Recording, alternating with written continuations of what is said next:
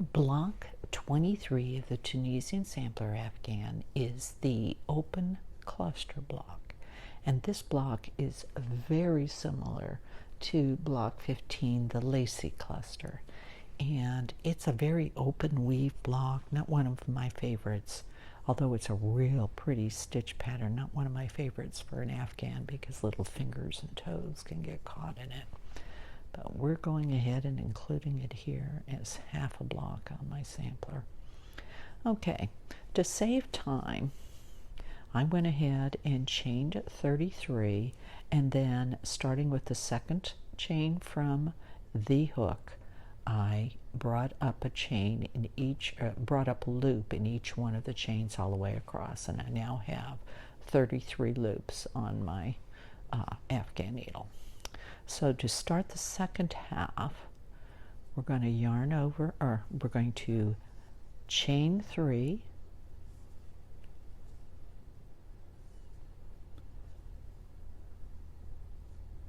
and then draw through 3.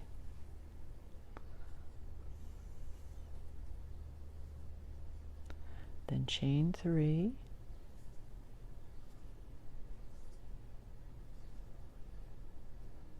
and draw through 5. Excuse me, yarn over and draw through 5.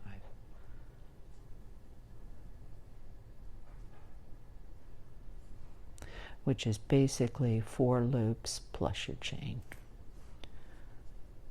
And then chain 3.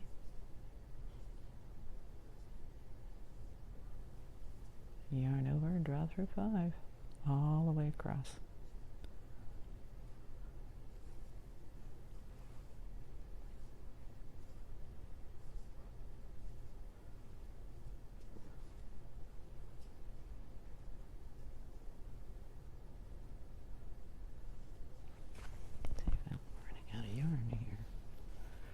The end of a skein and it's tangling up on me. I hope I have enough to get through the first half of the next row.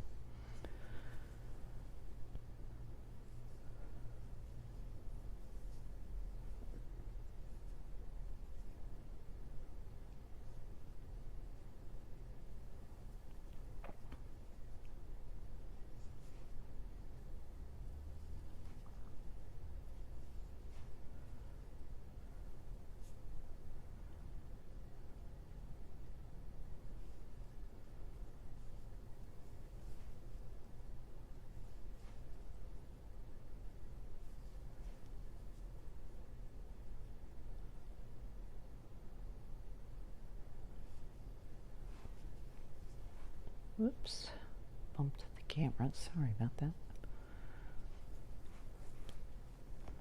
Get that cord out of the way.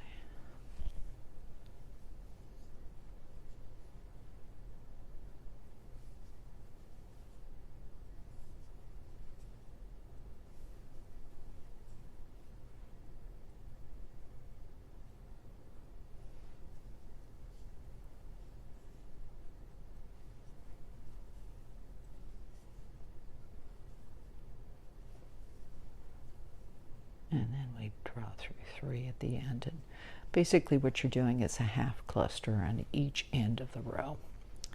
Now for the first half of the next row, what you have to do is in each one of the chains in between each cluster you're going to bring up a loop, so there's going to be 3 in between each cluster.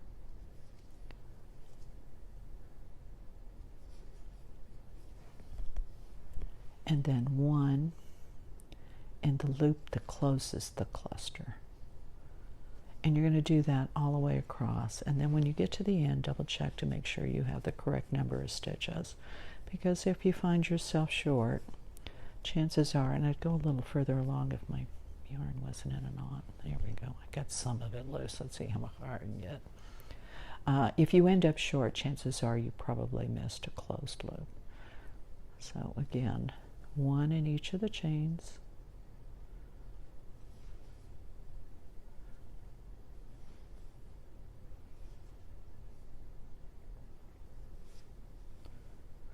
I just hit the camera with the needle.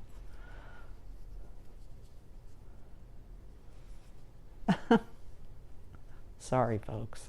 I'm so used to twisting my needle, and it's really hard for me to get back into just using the hand to throw the thread over, so I don't do that.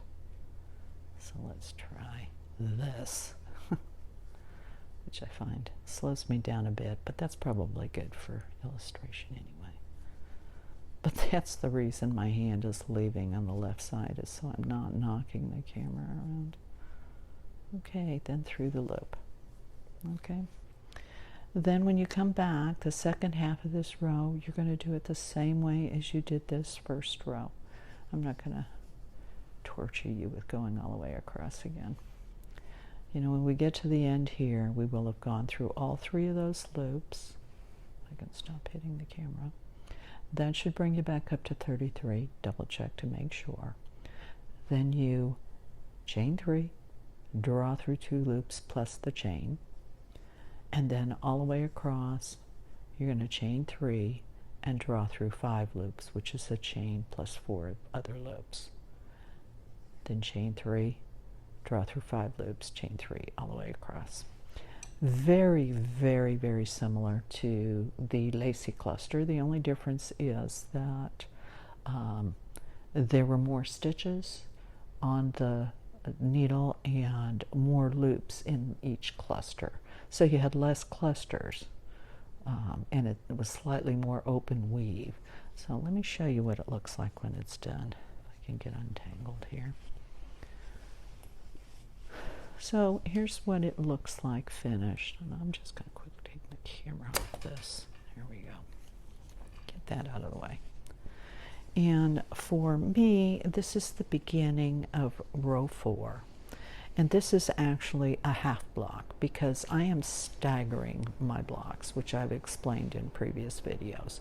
So I'm doing 13 rows of this, and you can see it's kind of wonky right now. I had the same issue with the lacy cluster block after I got it, and I went, oh my goodness, that's going to look awful. Well, once you join another block to it, you'd be amazed. It never was square, but it's a nice rectangle. The lacy cluster looks fine, so I'm assuming this one will too as I go further along. So I did 13 rows of that, then my sashing, and then we move on to the next block. So this is block 23, the open cluster. Thanks for watching.